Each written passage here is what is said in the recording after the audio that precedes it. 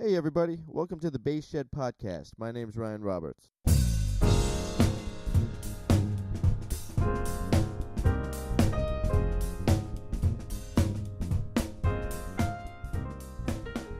Alright, so today on the show, I'm talking to Stu Hamm. I was really excited to do this. I've known, obviously, of Stu Hamm since I've been playing. Right around the time I got my first bass, my brother was listening to the G3 Live record with Satriani, Eric Johnson, and Steve Vai. And, of course, I had to check out who the bass player on the record was, and it was Stu Hamm. And it was a little surreal talking to him today, and even, having been in contact with him over, I don't know, however long it's been. Maybe the last week or so, maybe a little under a week. About trying to line up a time and all that. Yeah, he's always a guy. He's kind of an icon, He's made a strong name for himself, and done a lot of things for the bass as a solo instrument. He'll talk about that. He'll talk about kind of how that all came about and what it was like. I don't know about what it was like, but he'll talk about meeting Vi back in Berkeley and getting into the two-handed tapping thing, and super down to earth guy, and it was really great to connect with him, and just talk to him about the bass. Right, that's what we're doing. We're talking about the bass, and it was great to talk to Stu Hamm. So here's my talk with Stu Hamm. All right, cool. We're up. We're going. Yeah, let's go back to this. We were just talking. So when cats come to you, they come to learn the tapping, slapping. How'd you get into that? Because you're like, you were doing it before Wooten, all the two-hand tapping thing. Sure. Where'd you come from? Yeah, I remember Victor coming to see me do a bass clinic when he was like 10. The whole world changed. You figure the bass is like 70 years old. Right. I've been playing bass since 1973, which is 46 years. Uh-huh. Right. So back when I played, none of these techniques just existed, right?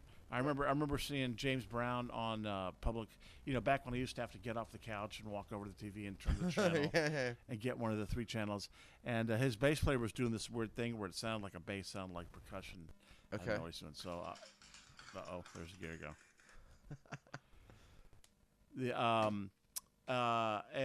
So I drove to the closest music store that was about 30 minutes away in Nashua, New Hampshire, and took a bass off the wall and tried to pull the string, and the guy got me kicked out of the store. Thought I was trying to break the bass, And then I heard Chris Squire play harmonics in the beginning of The Fish, and I'm like, wow, no, I never heard anyone do that on bass before. Right. And then somebody gave me a Stanley Clarke record, and then the popping and the shaking of the harmonics and all that kind of stuff. Records? Oh, the first was probably Journey to Love, or School Days, and then. November 8th, 1978, I saw Jocko, at the Orpheum Theater in Boston. And, growing up in the classical musical world, my father was a well-known musicologist. I played piano. So I never really thought of the bass as a solo instrument. Right, till we saw Jocko, and then he was like, oh, okay. I guess he could do that. So I took a lot of my classical piano repertoire, like Gershwin's Prelude in C, that's sort of like a blues in C sharp minor, and I could play the first part of it, and then I got to the middle section that modulates when, there's chords in the left hand and descending dyads in the right hand, and I couldn't make it work. So I was playing with Steve Vai at the time at Berkeley. We met in 1978 at Berkeley, and we were doing covers of Eruption by Eddie Van Halen, Sure. hammer-ons and shit like that. Yeah. But if you slow down a hammer-on, you see that you're really getting one note to sound by tapping it down. Instead of usually, you take one note to fret the note and the other hand to pluck it. Yeah. Right. So, but if you just press down on it, then your other hand's free to do something else. Sure. Right. And so I came up with the idea of then just trying to work out. Then I could hold down a C sharp and play this sort of descending chromatic pattern with my right hands. And then I just started working through my piano repertoire, like Prelude in C, some Debussy. Nice. So did you get this from watching Vi do it? Watching Vi do Van Halen?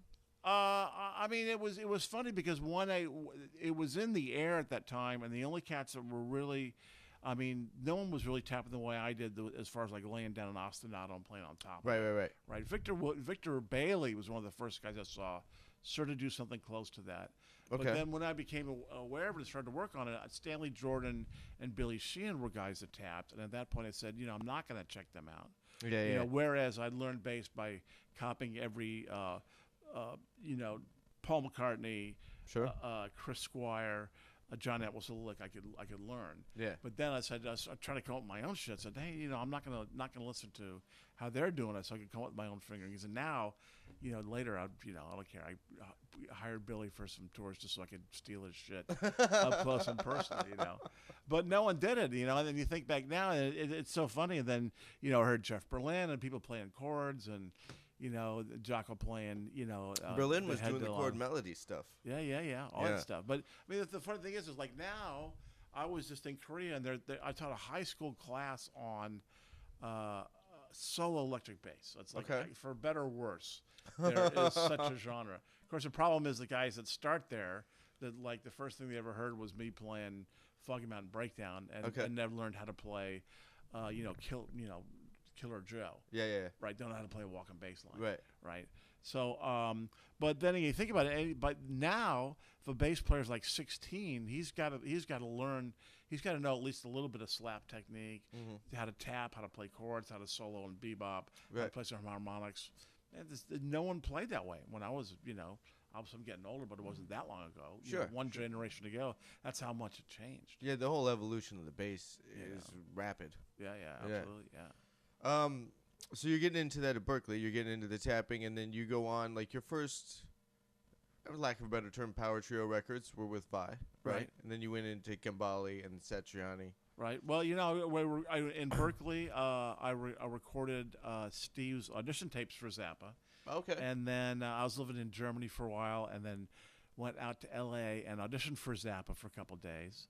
And I probably could have had the gig. I recorded for 2 days, but then I left because I had tickets to see Miles Davis at the Kicks Disco in Boston with Marcus Miller and Mike Stern. I was playing with Michael Gibbs' big band. Okay. At the time he does some arranging for Miles, so I sat with him. And Cicely Tyson was married to Miles at the time, and so I couldn't pass that up. Right. Bad career mistake. I should have stayed in LA taking the Zappa gig. And what year was this? Exactly. 81. I'm saying 81. And then when did Zappa pass? I don't know. I forgot. I don't know. I know. I have some friends that are like tight with the family. I was never a Zappa. If I had been a Zappa fan, I would have stuck and gotten around the gig. Sure. But I was never. I thought he was a awful guitar player. Okay. And my father was a good poker playing friend of John Cage's, so I grew up around like a bunch of, atonal, Schoenberg 12-tone stuff. The progressive 20th so century. I never really bought his classical stuff, and I liked his early funny stuff. But I know it's sacrilege to those people that think he's a genius, but I never got it. If I'd been more of a fan, I obviously would have stayed and gotten the gig. So who knows? It's just in the past. And then I eventually moved out to California in 84, 83 to do the album Flexible with Steve. And then through that, I started doing solo bass gigs, and I met this guy, Cliff Coltrari, at Relativity Records, who had signed Steve. And they came to see me do some solo gigs at my place in Santa Monica. Nice. And gave me like a $3,000 budget to do my first record. And I quickly ran out of money. So I had a song called Flow My Tears that I'd written the melody to be played by a muted trumpet, like Miles Davis thing. So the drummer, Mike Barsamano, was playing with... you're playing with who's the trumpet player that does all the film scores? My brain's mush today. Trumpet player that does it. Great. Anyway, we'll look up his name. And so he agreed to play on the record, but he wanted $50 to record at his studio and pay his engineer. Okay. And I couldn't come up with the $50. Yeah. Right. I was just broke. Sure. It's not like I didn't have $50 in my recording budget to allocate for a secondary. Right. Mark Isham, great trumpet player. So I went to the guys at Relativity and I said, man, I don't know what to do. I ain't got no money and I need like 2 solos. And they said, well, we just signed this new guitar player, Joe Satriani, and why don't you play on his record and we'll have him play on your record. So I went up to San Francisco. I was originally going to put a fretless bass track on his song "Always with You, Always with Me." Okay. But it took a little longer than we thought for him to play. I mean, my first track on my first record had Alan Holdsworth and Joe Satriani on guitar. And where are you going to go from there? So that's how I met Joe. We played together for years, and then had the trio with Gambale, and I've played with so many great guitar players. Yeah. It's been great. That is cool. I remember growing up, my brother, who's a guitar player, had a copy of G3 Live, and that's when I kind of learned to you. Right. Summer Song? Yeah. Yeah. That was the tune off that record I was into. Cool, man. Yeah. Yeah. I haven't listened to that. I've gone back and checked it out since you and I have been talking, for my own nostalgia. The best thing I guess I'm known for is there's a great live record called Live in San Francisco. Satriani record, yeah, right? Satriani record, yeah. And we did a song called Love Thing that went into a bass solo that a lot of people know about. It's pretty good. Now, you were the first artist to have a signature bass for Fender. This is correct. The Urge. This is correct. Are you still with Fender? I'm not. Who are you with now? That's a good question. That's a good question. I'm playing my Warwicks. Okay. I've got this guy Marcus Spangler, who's the main designer at Warwick, is just like as big a wood freak as I'm a bass freak. Nice. So we've tried some crazy shit. Not all of it worked, but he's got like 3 basses that he built me that I love to play. I still play my Fenders. Okay. And I was at Warwick briefly. Washburn. And we designed this great acoustic bass that has an intonatable and adjustable bridge. Oh, wow. That no acoustics do. So without that, if I can't intonate it and get the string height individually right, then I couldn't really play my chords on it. So we realized why no one had done it is because you have to put a block on the body to support the bridge. Mm-hmm. But so it kind of acoustically, it's not as loud as like a regular acoustic bass. Sure, it's going to take up some of the vibration at the top. Right, but the piezo's in them, man, they just sound great. They're wonderful basses, right? They're wonderful Very basses. Cool. Yeah. So, I played Kubicki basses first. Kubicki? Kubickis. I don't even know. The Kubickis were great. They were headless, made by Michael Kubicki, Phil Kubicki, and John Taylor from... I have no brain today. That pop band played them, and you must remember they had a headstock that was actually a working headstock because they were strung down here, but you could capo it off at an E. As you flipped it up, it could actually went down to an open D, like an extension on an upright, on an upright bass, yeah. So you could flip it and play an open D, but finger everything the same way, and fret an E flat. Now, of course, and it was a short scale bass. So all the songs that I wrote on that, now I play on a full scale bass. Yeah. Number one, I've got to get a hip shot and play octaves like minor sevenths, and I can't. I can't make the reach that I on a 32-inch bass that I do on a 34 now. Okay. Was your Fender signature a 34? The original scale? was a 32. 32. And then I look really huge when I play a short scale bass. And for a marketing standpoint too, when we re-released it, we went for the full scale. Okay. And they're great basses, Yeah. And I was with them for like 25 years. It's full jazz pickup situation, like front neck and bridge jazz pickups with a P in the middle. Yeah, right? yeah. It was supposed to be the best of the old and best of the new with Fender, right? Okay. Because I had my first EMGs put in my Fender in like 1980. Yeah. And I know Rob Turner really well from EMG. So I think it was the first Fender bass with active electronics with 24 frets. Yeah. Full 2 octaves. And, went back to the matching headstock look. Mm-hmm. And, shorter scale, just sort of like a marketing thing, because I was used to playing shorter scale basses. Okay. And, one was made in Mexico, one was made of cheap wood Mexico, and the U.S. version. Great basses, great. Yeah. And the reason what happened, so when I played the Kubickis were great.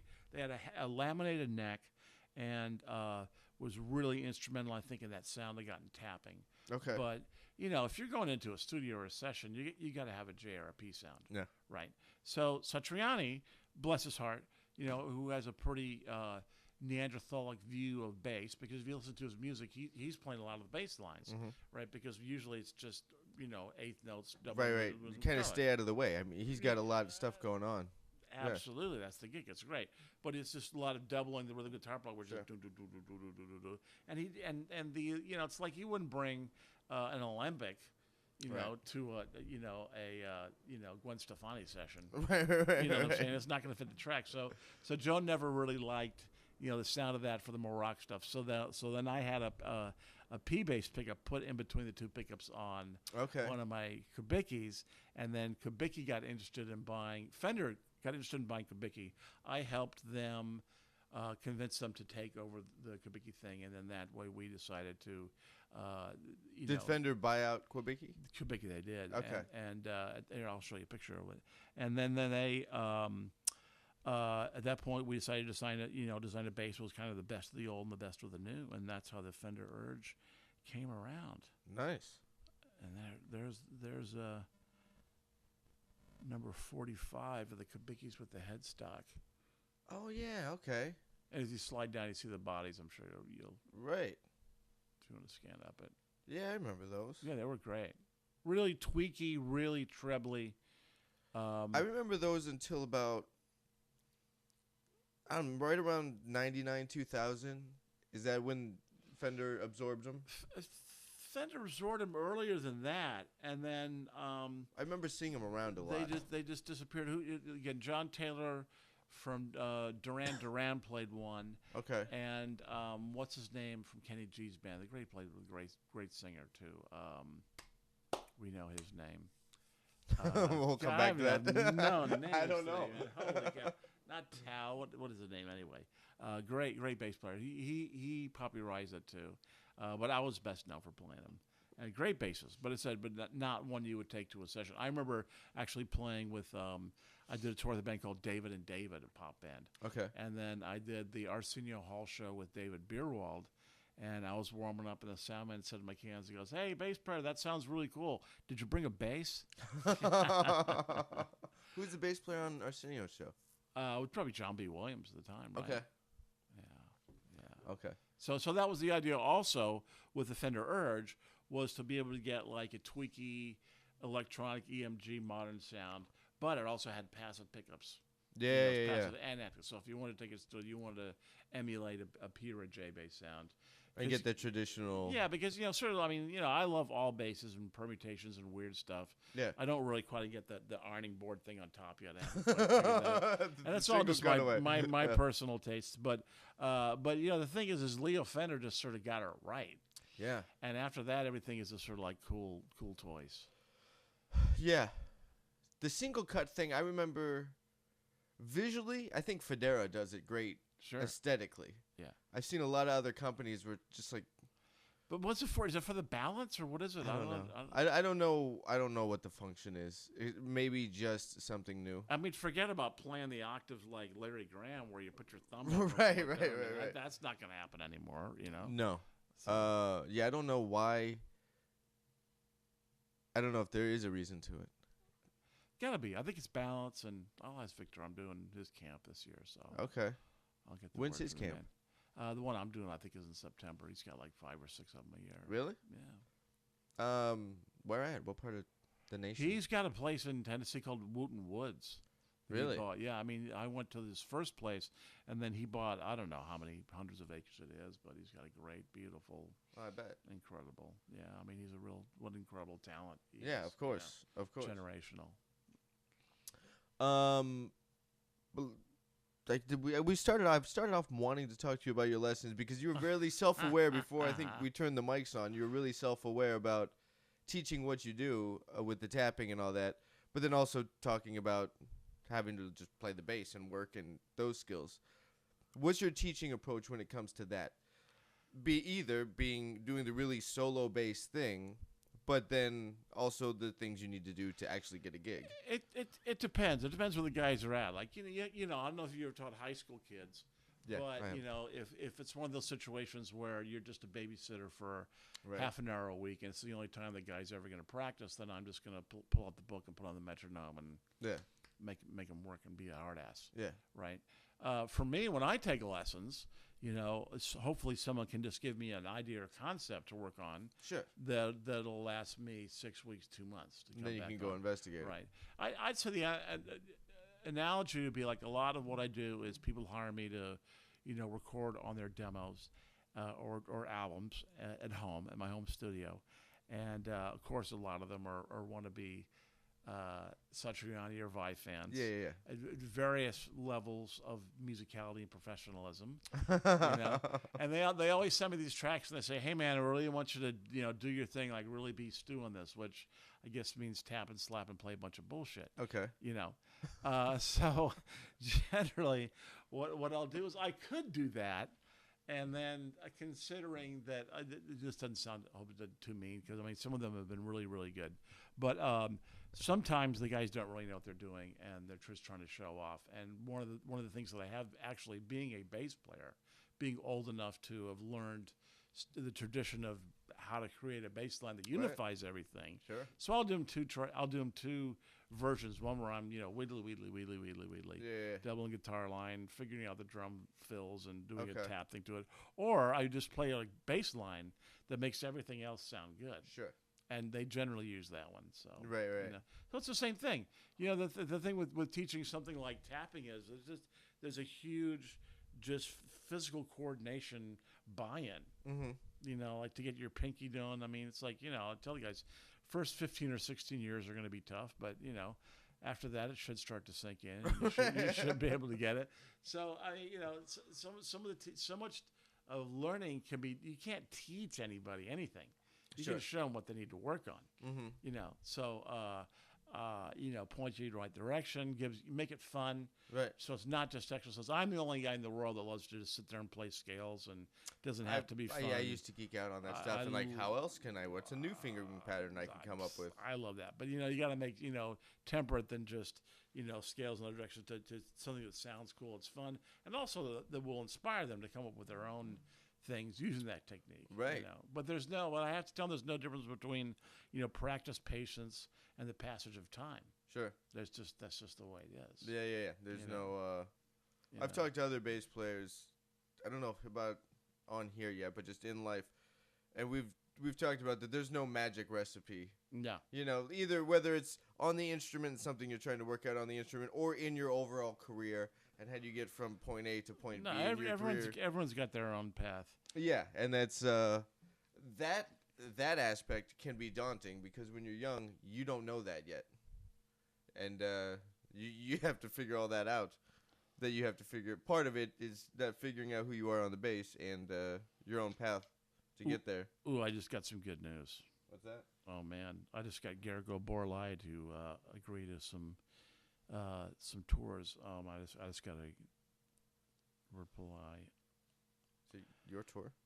Yeah. Dear Gergo, period. I love you, period. You have made me a very, very happy bass player, dude.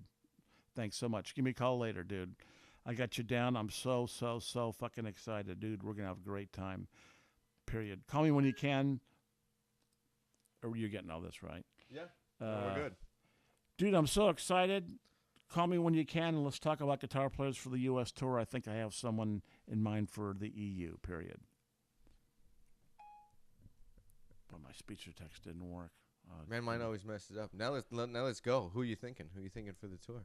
It's such a it's so difficult.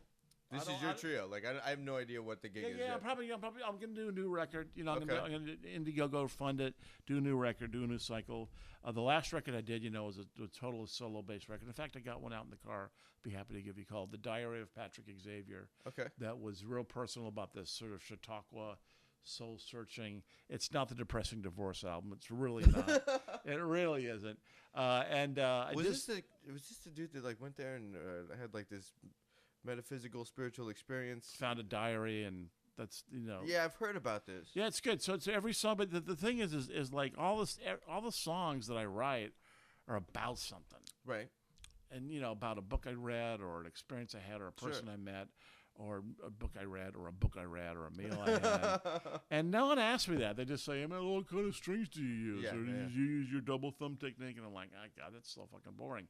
So this record, I put the cart before the horse, and had the great got enough money from the funding campaign to hire a good graphic artist, to get an editor. So every song has like a story written about it, about what the song's about. That's cool. What it relates to. There's a photo about where I wrote it. Yeah. And so it makes sense to read that and then listen to the music, and hopefully it makes a little more sense. Do you think some of that gets lost in the download world because we can't sit there and look through liner notes now? You can download liner notes. A lot of like Deutsche Grammophon, which is most of the stuff that I buy now. You can, if you buy a record digitally, you can download. I get like download booklets and but it's not the same. I mean, the younger generation, my daughter and you guys, can assimilate information, but I think there's studies where you learn more if you're holding it. Yeah. And I'm old enough where I absorb so much better holding a newspaper, reading it, than looking at the LA Times on a screen. right, on a tablet or some kind of device. How much I can absorb. So the next record is probably going to be more prog. I've never done a prog rock record. Okay. Right.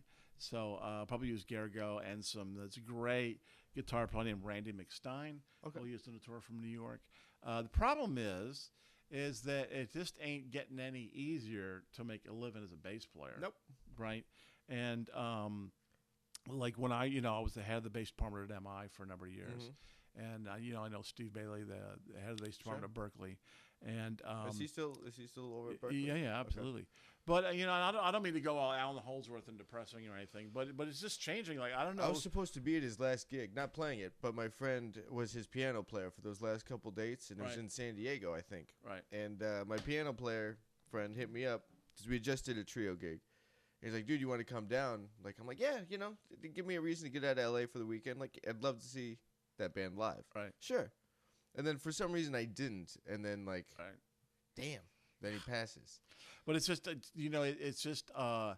it's so I don't know how you can go to a music school and just be a bass major. You can't. Right. You got to learn social media. You got to learn marketing. You got to learn Pro Tools. You got to take a course in. You really just get marketing, a job in business management. And then go take lessons. Yeah, That's I mean, even cats like Vinny and the head studio cats. Man, that just sort of the way that we all made a living is just sort of disappearing with everyone doing it at home in samples. Yeah, and downloading.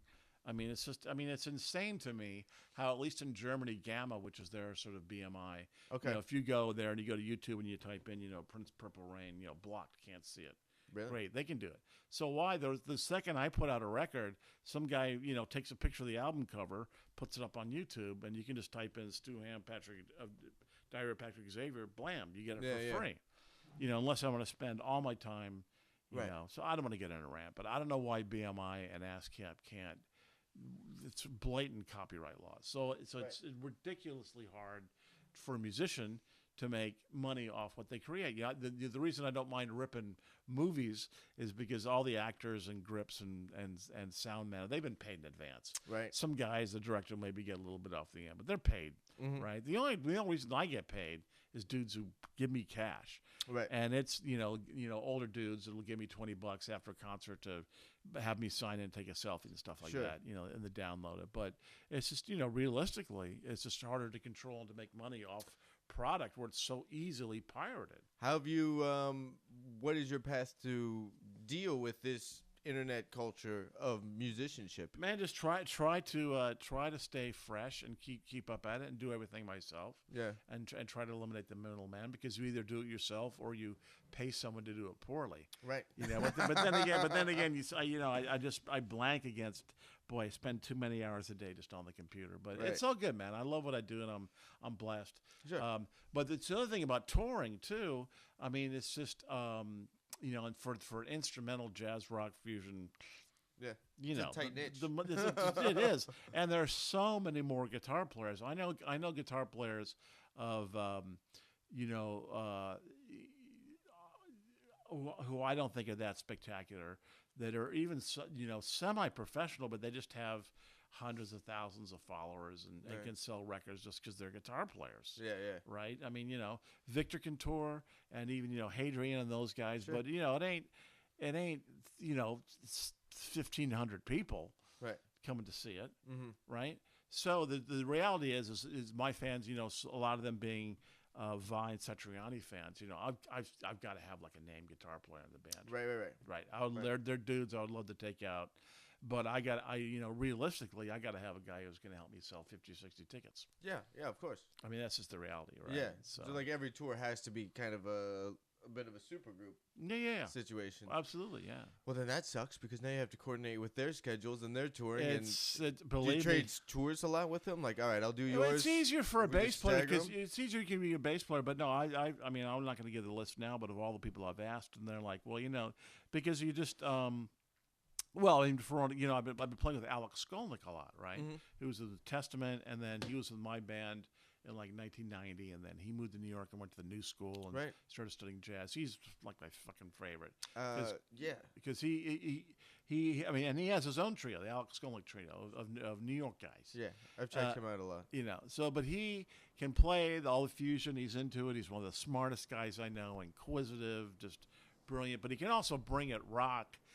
In a way that some of the fusion guys can't, right? Everyone does something different, but I love playing with Alex. But the reality is he's touring with Testament. He's got Metal Allegiance, and then he's going to be touring Europe, and then the U.S. every year with Alex Skolnick Trio, and it's the same clubs. And he can't play in February with the Alex Skolnick Trio at Reggie's in Chicago, and then with July as the lead of the Stu Hamm band, right? Because he's just been there. It's right. Yeah. So it's the same with, and all the guitar players are like, well, dude, I'd love to, but I'm sort of saving my name for my card for when I go with my band. Saving the juice for my gig. So we're figuring it out. It's a work in progress. Man. Yeah. So you're going to Europe on this tour? This is all next year, man. This year I just got some little things I'm doing. I'm just kind of taking care of some shit in my life. Nice. And relaxing and just changing my attitudes about certain things and trying to enjoy and not be in charge. And so I'm already planning towards next year. So the U.S. tour will be after NAMM, and then we go to Europe. And, every Tuesday before NAMM, I play the Big Potato with an all-star band. Okay. Is that like the ongoing residency you've had for... Yeah. 1 year I had Mohini there as a guest star bass. Last year I had Tina Guo on cello. She was great, man. Yeah. She was wonderful. So Garrigo just confirmed, so he's going to be on drums. We'll see who we find. I always find it helps to have an attractive young female musician in the band. So anywhere we're gonna do that. Yeah. So it's also good. So I've just been sort of writing, and I listen to a lot of really mellow music, man, like postmodernist, minimalist, Arvo Part, and stuff like that. Really, Max Richter. But I want to step away from that and do just a little more rock and proggy record and kick ass with Garrigo. So I'm so excited. So you get a lot of inspiration from books and authors. Yeah. What else besides just music or like sonically what you're hearing? Right. Besides literary input, what are some influences in your writing just process? Traveling, seeing people, meeting people and seeing different parts of the world and how people react. And I'm just blessed to be able to travel so much and been to so many different places, Yeah. Do you internalize it? Do you keep a little road journal? I definitely write. I know I'm always writing. Yeah. And it helps to go back and read what you've written, a couple days later, a week later, a month later, a year later. I don't do that. Like I write as like a cathartic exercise to get it out. Then I purposely don't touch it and don't revisit it, and it's just a dump. It's really good to revisit it. Really? It's I don't really know good. I don't know how I feel about some of that. No, it's pretentious. Like for the Diary of Patrick Xavier. Now, when I read the booklet, it sounds a bit pretentious. Yeah. But I totally believed it in the time. Okay. So maybe I could have had a little more editing in it. But hey, man, it's a moment. I mean, it's the other thing that I really liked about that record was there's a great Pat Metheny record called One Quiet Evening, right? And it's a solo guitar record. And it's just, and there's fret buzz. I swear there's one point where he's playing and the E string's out, so he hits a harmonic and he tunes it. And then he does it again to make it part of the song, right? So I've spent, my first time I was in the studio was recording, the Attitude song on a 4-track with Steve Vai. Mm-hmm. So he's in his ears, we're punching in for 16th notes. And, there's no Pro Tools. There's no we'll move it back. Or, There's no nudging. Play this shit. Yeah. It's not like he had a TC Electronics harmonizer. If he wanted to double it or harmonize it in 8 voices, he had to physically play them all, right? Right. It's incredible, yeah. right? But so the bad part was that then I sort of thought that being in the studio was an exercise in not making a mistake. Yeah. You know, and being in the studio with him and Joe too, which is pretty exacting, precise music. Sure. Right, prepared me for that, and it took me a long time to get over that. And the moment that happened was we were doing one of the Gabaliham Smith records, and it was the end of the day, and Steve said, hey, you know, we're all going to do solo pieces. Do you have anything? We're just sitting around. Bob Biles, the engineer, and, you know, it's late at night. Steve's studio, and I said, yeah, I'm working on a new piece. And they said, well, let's hear it. So I said, okay. I played it, and then he said, great, we're done. And I said, what do you mean? And he says, well, Bob hit record, and we recorded it. It was perfect. You're done. I said, let me hear it back. I'm like, fuck, man, the G string's flat. Yeah. You know, I missed this thing. I didn't play the one. There's too much fret noise. Let me change the strings, intonate it. Now let me play it. Sure. I sat to play it, and it sucked. You know, I sat there trying to play it correctly. Right. Did it come across too heady and like you were? It was just awful. Yeah. It wasn't music, right? So mistakes are the good parts, right? Mm-hmm. So I'm just trying to capture. You know, I'm pretty sloppy at player anyway. You know, Okay. I have good ideas, but I'm sloppy anyway. And you know, so I listen to so much Glenn Gould and piano players. Mm-hmm. But you know, if I'm trying to go from this end of the neck and use open strings to go down. There's physically a sound of your hand moving in the strings. Sure. And I've tried and spent hours and way too much money trying to duck those points or fly in different noise so you don't hear it. But then hearing that Matheny record is like that's just the way it sounds when a guy plays guitar. The strings squeak, your hand moves. That's it. You know. So I finally learned to let go. Yeah. And make music, you know. Right. So I'm pretty. Yeah. I mean, Charlie Hayden is a guy like that for me. He'll make the imperfection work. Yeah. I mean, he makes every note count all the time, and like even those things. Yeah. That's all part of the experience. Well, I mean, Miles proved that you can play, the wrong chord tone, or as long as you phrase it correctly and believe in it. Yeah. You know, other dudes, I know some dudes that are like, we were talking about the classical and jazz guys. Yeah. This classical guy trying to play jazz, that every time he would play a flat nine, it would just sound so square. Right. Just because it was just like, oh, I'm playing the blue note now. Yeah. You know. Yeah. It wasn't like this ba-da-ba-ba-doo-boo. It just wasn't. Right. There's no grease in it. No, there's none. Right. No, none. Anything you want to plug? You want to talk about? What am I doing, man? I'm in town for a while, so you can, my email is stuarthambass@gmail.com, STUARTHAMM. So when I am in town, like I said, I teach private lessons at the Paramount Academy of Music, which is on Ventura and Tahunga, right down the road here. And I do Skype lessons, pretty affordable. Nice. And if you're a rich lawyer and you want to pay me a whole lot of money to come to your house, I will charge you a whole bunch of money to do that. Yeah. Happily take your money. Yeah. I do that sometimes when I especially in Germany. I mean, in France, I do socialist marketing on my CDs. Right, which is at the end of the gig, like if I'm a music store, I would say, all right, so the suggested price is like €15 for a CD. Okay. But if you're a student at the school and you can muster together €7 or €8 and you really want to hear it, I'll take your €7 or €8. Yeah. If you're a lawyer, right. that buys a new fedora every year to match your new Porsche in the same pink color for your new wife every year. Yeah, and you want to and $100 means nothing to you, and you want to give me $100, I'll take it. Sure. So and I end up usually doing pretty well there. Right. So it's all good to me, man. Do you do a lot of take two on that? Do you do most of your touring in Europe, or do you do a lot of it in the States as well? We try to do it in the States. It's a harder market in the States. There still are places in Europe where you can play. And just sort of my agents there. So, like I said, we'll be going around starting after the NAMP show, and then the States. And I'm doing a tour with this really strange sort of punky band called Ape Shifter. Okay. Later in the year, just to play. Yeah. And man, just some other stuff in the works, and some odd stuff you wouldn't think about doing. Just playing bass, man. Yeah, I'm getting better, which is good. I'm actually having a lesson with David. Al Morse coming over to my house. I've got this Warwick Triumph, and I don't even know if I'm holding the damn thing right. Okay. Because it's got it's bodiless, but it's got one of these weird things to keep the... Yeah, right. But you can move it any way you want. So I just want him to say, and I know there's no right way, but just, if it's comfortable for you, how much, should I tilt the neck all the way this way, or... because some guys play it like I don't know if he's going to tell you the same thing, but what I tell my students, keep this line straight. So keep your don't have your wrist break. Right. So as long as that from Right. your elbow to your, but as far as like if I'm sitting here playing, he's I got a find better more classical comfortable gig than me though. if I tilt the bass so it's like sort of leaning this way at me, rather than the neck being, you know, the same line as my body. Yeah. It's easier to get to. Or is that the way you're supposed to play? You don't want it curving towards you, leaning in. Right, like you. I tell students you don't want the bout like leaning up against you, so that back seam, right, kind of in line with your sternum. Well, of course, this has no body. Right. That's.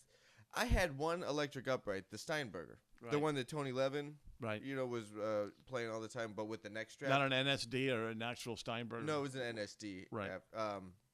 Did they get bought out or couple with somebody? Right. I don't know what happened there, but I had one of those, and when I got it, there was like a tripod stand like this, like a snare stand or something that you screw into the back, and then you could lock the angle on it all.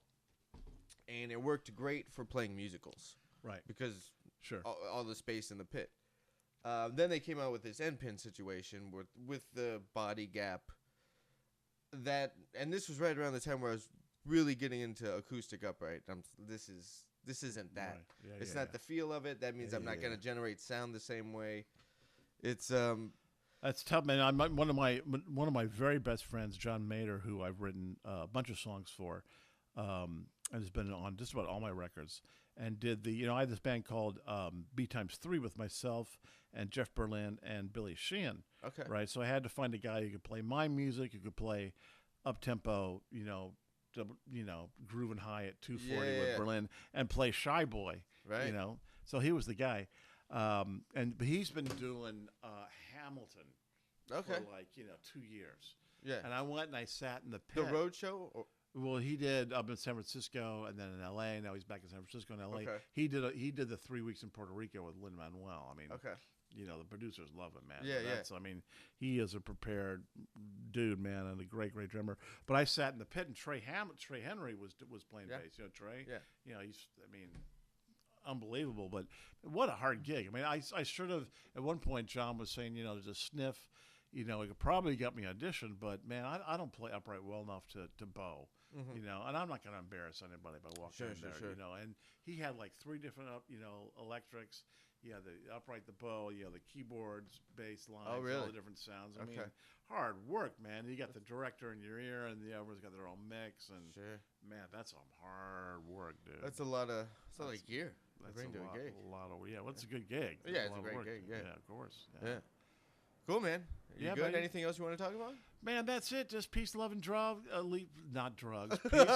Peace, love.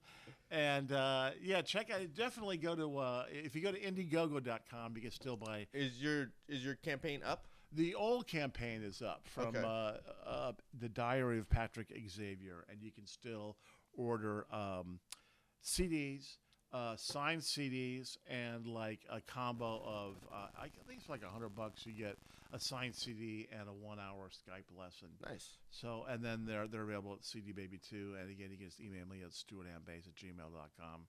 And that's it, man. I still love playing bass. Yeah. And I've been working with the guys from TC Electronics. Sweet. Did a couple tone prints with them at NAMM, and I've been working with their looper. Okay. Which is pretty cool. So I'm Do actually. you incorporate a lot of that? I don't, man. For years, I've been the guy where I hated that. How come? I know a lot of guys do, but then I know guys that love it. Because for me, I mean, the sound is in your fingers. And when I've got, I've got this new amp up on Mark bass. I got a Stu Hamm amp, right? So I got my new Mark bass amp that I designed. Set it flat, great speaker, brand new DHS strings, brand new, really expensive Wire World cable. That sounds great. And the more you put it through anything, it dilutes the sound. Sure. It takes so many. Those pedals add compression. They don't tell you about it, and cut the low mids, which is sort of the heart of my sound, right? Sure. But the TC stuff is really a true bypass, and I found that it can accentuate the tone and not create it. Okay. Because if you're trying to use an amp or a bass or string to create a tone, you're fooling yourself. The tone is in your fingers. Right. Completely agree. So if you can use it to enhance it, so I'm messing around with it. Okay. And I'm enjoying it. Their looper's pretty instinctive to use, and I did come up with this great So but you can get all this stuff happening. You do like 2-hand tapping, I loop it. I know. I can only imagine how many tracks deep you can get. But the thing is, it's just like uprighter people said. You know, why don't you play stick, man? It's like I don't have enough hours in the day, man. Oh, sure. I wouldn't go out and loop live unless, you know, I would spend years and years and years at it, because like there's guys like Victor and dudes that have been doing it forever. Michael Mannering. Yeah. I mean, I'm not going to embarrass myself, you know. Right. Was he? What was his time at Berkeley in relation to yours? Was he was around at your the same time? Yeah, I didn't really know him, but I just love the way he plays. I mean, if I was rich, I would hire Michael Mannering to play for me every morning as I woke up. Wouldn't that be the best personal way to alarm wake clock? up? Yeah, just wake up and hear him playing with that EBO thing, you know, and stuff like that. So, but I had for the flashback I had when you buy them, you can download these tone prints, right? So I created for the flashback delay. What I use, I have it's a delay that almost acts as a reverb, because there's so many of them, but they are so low that it's a really cool effect. Okay. Right. So I've been using that, and they just sent me a couple more pedals. So actually, that's what I'm doing today, is going home and just plugging them in and seeing what works. Yeah. And just goofing around. Nice. And especially doing a prog rock record, I think I'm more ready to. Chris Squire used a bunch of different sounds, like on the Silent Wings of Freedom, and So again, hopefully I'll keep getting better and trying different things, or else I'll just get a job at the post office. Right. Well, so yeah, let me know if they're hiring. I might. Yeah. I'll see you there, dude. All right, Stu. Thanks for coming in, man. Hey, man. Thank you so much.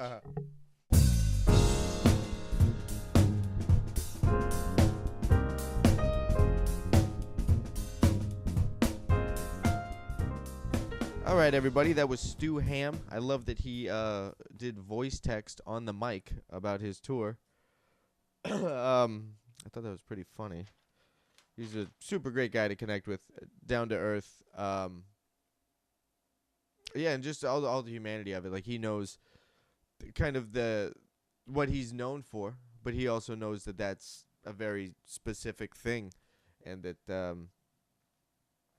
that's unique, and he's very self-aware about it all, and I liked that. I like that he's very self-aware about it all,